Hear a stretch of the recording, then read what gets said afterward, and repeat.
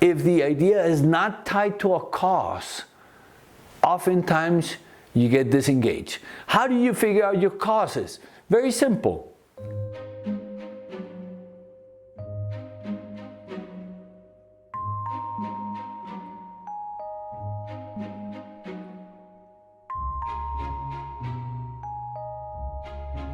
Good morning. It's a bright day, the birds are singing, and I am tweeting. All right. Wonderful. Look beyond the obvious. Okay, come on. Join me for a wonderful experience.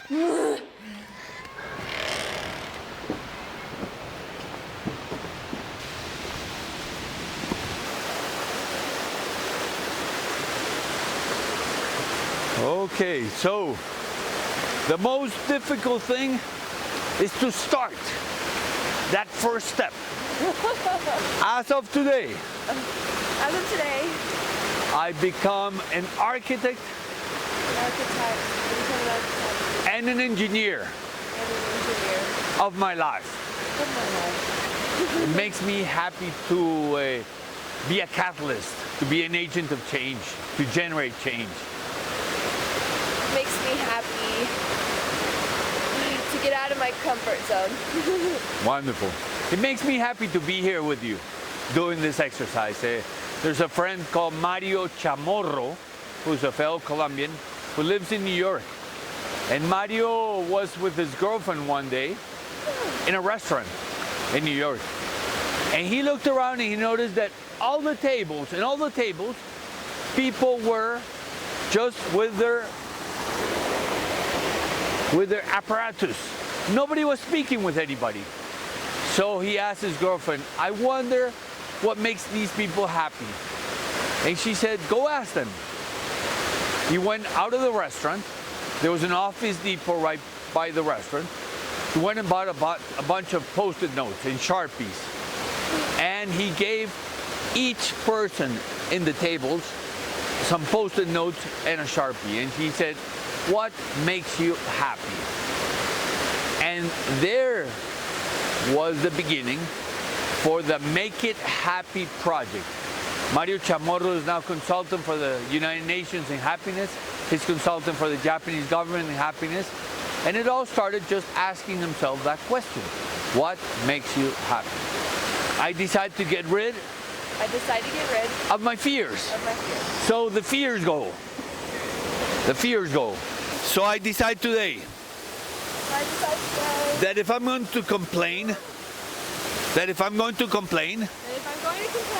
it's because I'm willing to do something about it. Why am I living a life which is empty? Why am I not able to do things? And we realize that it's just an issue of Mr. Mediocrity. We're giving too much airtime to Mr. Mediocrity, and we're not giving enough airtime to Mr. Excellence or Mrs. Excellence. I mean, they're living their whole life for the weekends. And it's the whole phenomenon of thanks God it's Friday. You know, we're living empty lives, and we don't realize that it's because of decisions that we made sometimes when we were young, and we didn't. You know, we had those white points, those moments of decision, and we didn't take advantage of the opportunities. Sometimes we think we have a lot of needs, and as we remove some of those needs, we're much happier, and we learn to travel lighter.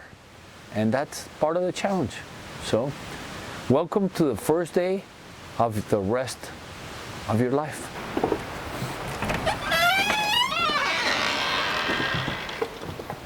This room is the shape of an oval because life is born in ovals. Our mom's womb is an oval, ovaries are oval, cells are oval, testicles are oval. The whole planet is an ovary. Here in La Minga, we help people change the questions they ask themselves, and changing the questions, they change the answers, and changing the answers, they expand their inner consciousness. And as we expand our inner consciousness, we're able to create new realities in our life. My name is Pedro Medina, and I run a nonprofit called Yo Creo en Colombia. I believe in Colombia. This whole thing started back in 1999, which was the worst year in the history of Colombia. The country had in those days 80% of kidnappings in the world. We had 55% of the terrorist acts in the world. We were a nearly failed nation. And I was running McDonald's in those days. I was the founder of McDonald's. I was the joint venture partner for McDonald's. And I was a professor at Los Andes University. And I asked my 39 students, which of you sees yourselves in Colombia in 5 years? Only 12 raised their hands. And I asked the other 27, how about yourselves? And they said, well, tell us why we should stay. Yo creo en Colombia starts with that question that the students asked me. They said, tell us why we should stay in Colombia. And I said, well, you know, the coffee and the emeralds and the two oceans and the flowers, and I couldn't think of anything else. And a professor with arguments is no good. So I felt frustrated. I said, why is it that we don't sell Colombia? Because we don't know how to sell it, because we've always been shown the negative things, because we haven't researched the positive things, because we don't know this beautiful country. We don't realize that we are the world's friendliest nation according to Travel and Places magazine. We don't realize that 3 out of the last 15 years we have been the world's happiest nation. That we are the most biodiverse country per square meter in the world. That we have 1,923 species of birds out of the 10,000 that are in the planet, so that we have 19% of the bird species in the planet here, in this country, in a country that occupies 0.8% of the world's surface. So we don't realize what we have. Find a way to transform our wealth in a sustainable way. We are 2,600 people in our foundation, our nonprofit, volunteers. We're a volunteer-run organization. And we basically do 3 things. We help people develop a better self-esteem. We help people connect, social capital, and we help people tell their story in a better way.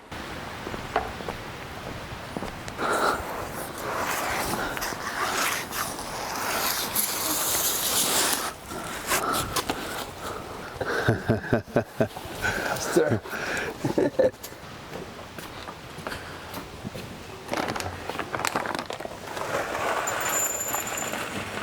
Ay, Yayita. Ay, come tu desayuno. Okay, so Pedro, I got a question for you. What can you tell whoever who's watching us right now why they should come to Colombia, and especially to this paradise over here in Choachila? it's just paradise. It's a town of farmers and very, very hardworking people, very connected, and for me it's paradise. I live in La Minga. La Minga has medicine plants all over the property. We have food all over the property, and we have the creek with 6 waterfalls. We have mud houses, and they preserve all the energy. All the good things that have happened here are here present, and the mud houses also are much better for the environment. What are you cooking right there, just quickly? It looks delicious, by the way. Yes, we're cooking a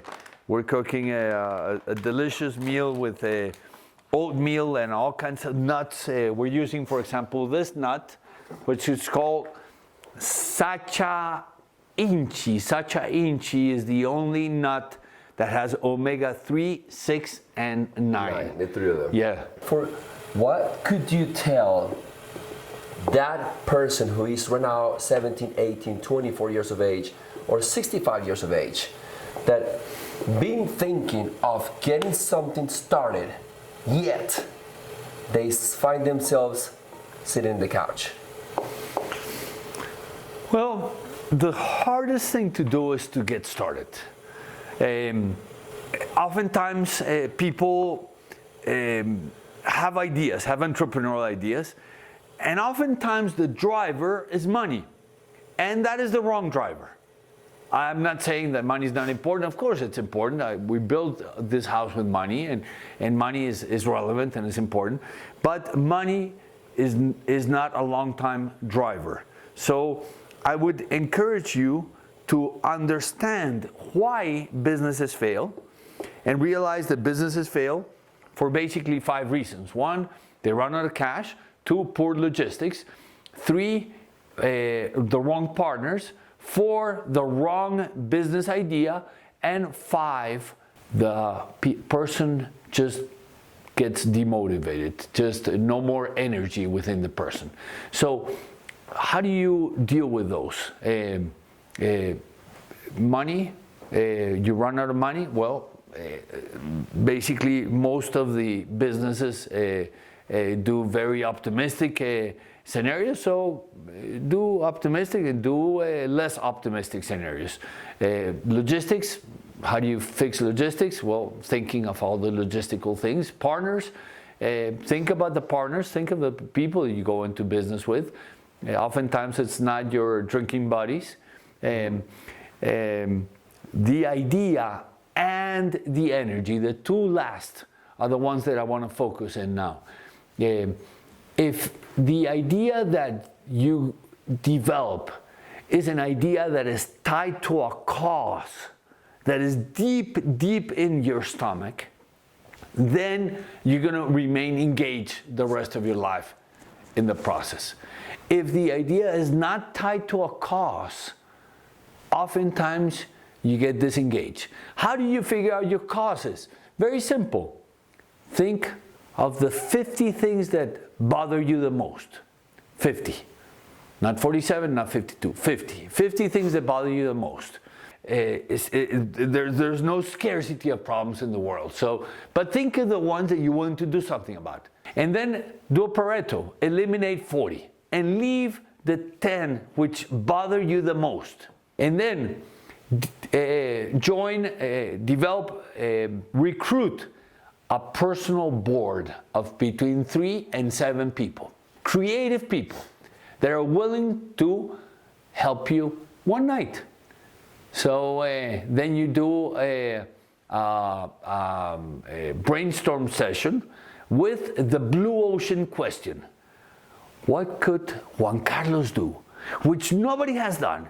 And if he did it, would make a big difference to help mitigate the problem of the trash in the oceans, or of youth disempowerment, or of violence against women, or of whatever really troubles you. It's very easy in 10 minutes to come up with 50 ideas. So 50 ideas for each of the 10 problems which bother you the most. 500 ideas. It's too many. You do a first Pareto. You eliminate 400. Then you do a second filter in which you eliminate 80 and you leave 20 with a question which is simple. In which of these do I see synergies? You leave 20. And then you do a third filter with a more strict question, which is, in which of these do I see myself working the rest of my life? And you eliminate 16 and you leave 4. Those 4, you do a pilot test, and lo and behold, you have a system to become engaged with your entrepreneurial process the rest of your life. Wow, powerful. Thank you. I want to go back and take notes on this right here. Pedro, thank you so much for it. And let's go have breakfast, and we can continue our chat during breakfast. Well, all right. Thank you. Pedro, I've seen your work. You yet had a very successful, what we call, business life. Mm-hmm. Would you have changed that if you had the opportunity to just start doing what you're doing now earlier? Well, all the decisions that we make are correct, based on a context, based on information that I had, based on experience that I had. So, for example, bringing McDonald's to Colombia. That was a correct decision when I brought it. Becoming the joint venture partner for McDonald's was something that I wanted to do. When I sat with with one of my mentors, with Jim Bradshaw, when I was 20, and he asked me, "What do you want to be doing at 35?" And I said, "I want to be running a company where I can have direct influence on a lot of people, and where I can have where I can be connected with a lot of people." And McDonald's was that. So it was a correct decision in those days. Today, I would have probably, knowing what I know now, and with the information I have now, and with the experience that I have now, I would have probably done differently. Just because the whole issue of global warming and the meat, the cows, I don't eat cow anymore, and I know I'm talking to an audience of Texans and who are meat eaters. But I don't eat meat anymore, and because of concern for my health and concern for the health of the planet, basically. So, but I don't know if I answered the question. I don't know. You did. Yeah. I'm pretty sure you wouldn't have gotten here unless you did that before. Yeah. So, to finish our beautiful breakfast in this morning, I would like you to extend an invitation to whoever is watching this amazing document. Colombia is the best kept secret in the world. You have an invitation to come here. You have an invitation to come here to La Minga, in a town called Choachi, which is just 1 hour away from Bogota. In these beautiful Oriental Andes mountains. So remember, opportunities are like sunsets. If you blink, you miss them. Thank you so much, Pedro, for the invitation. I appreciate it. Thank you. We give hugs over here. They give hugs. Comparazo, gracias por todo. And we will finish this right here. And all the information is going to be linked right here. Don't miss it. I will get back with you guys.